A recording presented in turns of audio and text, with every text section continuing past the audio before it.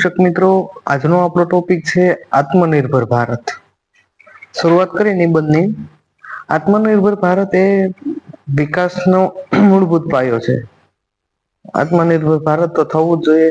આપણે ભારત અ વિકાસશીલ ભારતનો 2047 વાળો એવો કંઈક નિબંધ લીધેલો હતો, એમાં પણ આ વસ્તુ જોવા મળશે. ભારતનો આર્થિક, સામાજિક અને ટેકનોલોજીની દ્રષ્ટિએ વધુ સશક્ત બનવા માટે આત્મનિર્ભર ભારત અભિયાન છે એ શરૂ કરવામાં આવેલું છે. તેનો મુખ્ય હેતુ ઉદ્દેશ્ય છે એ ભારતમાં ઉત્પાદન વધારવું, સ્થાનિક જે ઉદ્યોગો છે એને પ્રોત્સાહન આપવું, રોજગારી સર્જન કરવી અને આયાત પર નિર્ભરતા ઘટાડી અને ભારતને આત્મનિર્ભર બનાવવાનો છે.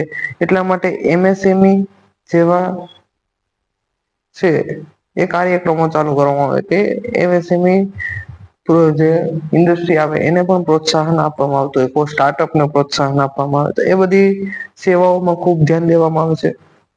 ભારત છે એ ખેતી ઉદ્યોગ, શિક્ષણ, વિજ્ઞાન અને ટેકનોલોજીની સેવાઓ ક્ષેત્રે સતત પ્રગતિશીલ છે. છતાં પણ ઘણી વસ્તુઓ છે એ વિદેશમાંથી આયાત કરવી પડે છે.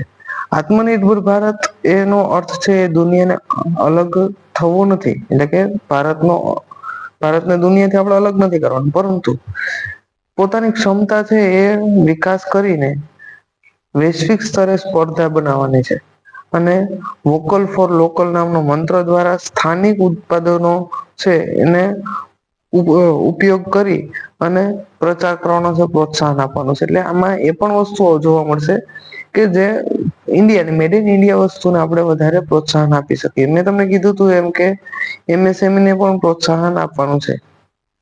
તો આ અભિયાન અંતર્ગત સૂક્ષ્મ MSME નો મતલબ એટલે કે માઈક્રો, લઘુ છે, સ્મોલ અથવા મીડિયમ આ ઉદ્યોગો છે એને અથવા સ્ટાર્ટઅપ્સને કૃષિ ક્ષેત્રે, ડિજિટલ ટેકનોલોજી અથવા તો ઉત્પાદન ક્ષેત્રે કૌશલ્યનો વિકાસને પ્રોત્સાહન વધે એવું ધ્યાન આપવાનું છે. અને મેક ઇન ઇન્ડિયા પ્રોડક્ટ લાવવાની, સ્ટાર્ટઅપ ઇન્ડિયા છે, સ્કીલ ઇન્ડિયા અને ડિજિટલ ઇન્ડિયા જેવા યોજનાઓ પણ આત્મનિર્ભર ભારતના લક્ષ્યને વધુ મજબૂત બનાવે છે.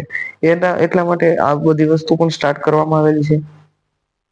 આત્મનિર્ભર ભારતની વાત કરીએ તો એના નિર્માણમાં યુવાનોની ભૂમિકા ખૂબ મહત્વપૂર્ણ છે. અને શિક્ષણ સાથે કૌશલ્ય, નવીનતા, સંશોધકો, ઉદ્યોગ છે, સાહસિકતા છે, એટલે કે ઉદ્યોગોમાં આગળ વધવું એને પ્રોત્સાહન આપવામાં આવે, રોજગારીની નવી તકો ઉભી કરવામાં આવે.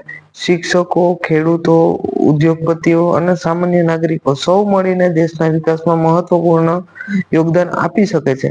એટલા માટે આપણે એના ઉપર વધારે ફોકસ કરવામાં આવેલું છે. આની અંદર હજી ઘણા બધા ટોપિકો એવા એડ કરી શકીએ કે શિક્ષકની ભૂમિકા આની અંદર કેવી હોવી જોઈએ. તો એની જો હું સામાન્ય રીતના વાત કરું કે આમાં આપણે કઈ એક્સ્ટ્રા કઈ લખેલું નથી, પણ હું મારી દ્રષ્ટિએ એવી વાત કરું કે અહિયાં હું એવું પણ લખી શકું કે શિક્ષક છે એ વિદ્યાર્થીઓમાં કોઈ નવી રહેલી સ્કીલ છે કે જે આવા હેતુઓમાં સિદ્ધ થઈ શકે. તો એમાં પણ એને પણ પ્રોત્સાહન આપવામાં આવે. વિદ્યાર્થીઓને કોઈ નવો સ્ટાર્ટઅપ નો આઈડિયા છે, કોલેજ ક્ષેત્ર છે, એને પણ કોઈ આવો આઈડિયા છે, એને વેગ મળે, એને પ્રોત્સાહન મળે.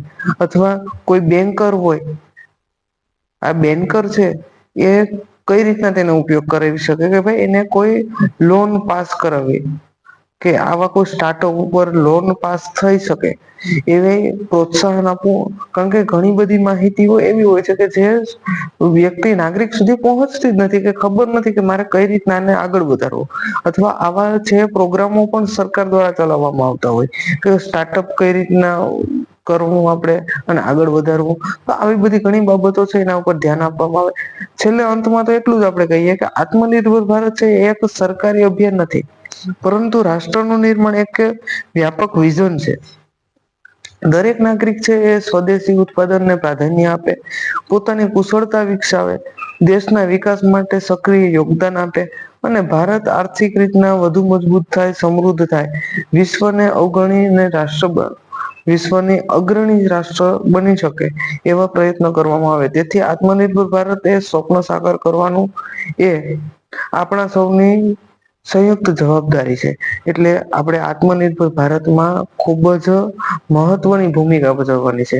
અને એમાં શિક્ષકો છે એ તો ખૂબ ઇમ્પોર્ટન્ટ ભાગ ભજવે, કારણ કે અમુક એવી જે માહિતી છે એ વિદ્યાર્થીઓ સુધી અથવા તો કોઈ વ્યક્તિ છે સ્ટાર્ટઅપની અંદર મદદ થઈ શકે એવા આપણે પ્રયત્નો કરવાના છે.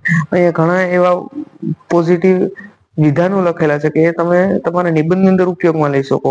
એટલે કે એક પુરુષ છે એ શિક્ષિત થાય તો એક વ્યક્તિ શિક્ષિત થાય, પરંતુ એક મહિલા શિક્ષિત થાય તો આખું પરિવાર શિક્ષિત થઈ શકે. એટલે શિક્ષણની પણ ખૂબ મહત્વની ભૂમિકા અહીંયા ભજવી શકે. યત્ર નશ્યંતુ પૂજ્યતે રમતે તત્ર દેવતા. એટલે આનો અર્થ સંસ્કૃતની અંદર તમે એવું દર્શાવી શકો કે જ્યાં જ્યાં છે એ આપણે સોરી અહીંયા છે થોડાક સ્લોગનો ફરી ગયા છે.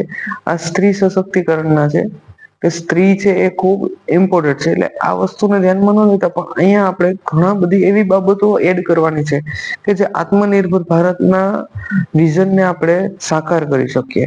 અહીંયા શિક્ષક પ્રત્યે શિક્ષકની જવાબદારીઓ તમે તમારા શબ્દોની અંદર પણ વર્ણવી શકો કે શિક્ષક, નેતા અને કોઈ એવો વ્યક્તિ કે જે જવાબદાર છે એ માહિતી આપી અને આવા સ્ટાર્ટઅપને છે એ આગળ વધારી શકે.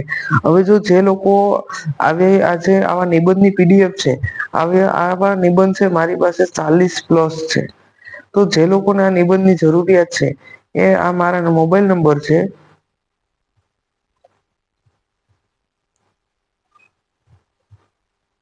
આની અંદર તમે 490 રૂપીસ પે કરવાના છે અને હું વોટ્સઅપમાં તમારે મને મેસેજ કરવાનો છે.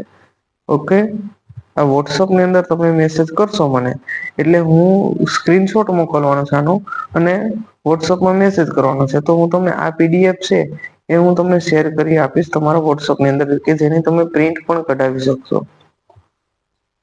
અને વિડીયો ગમ્યો હોય તો લાઈક, શેર અને સબસ્ક્રાઇબ કરવાનું ભૂલવાનું નથી.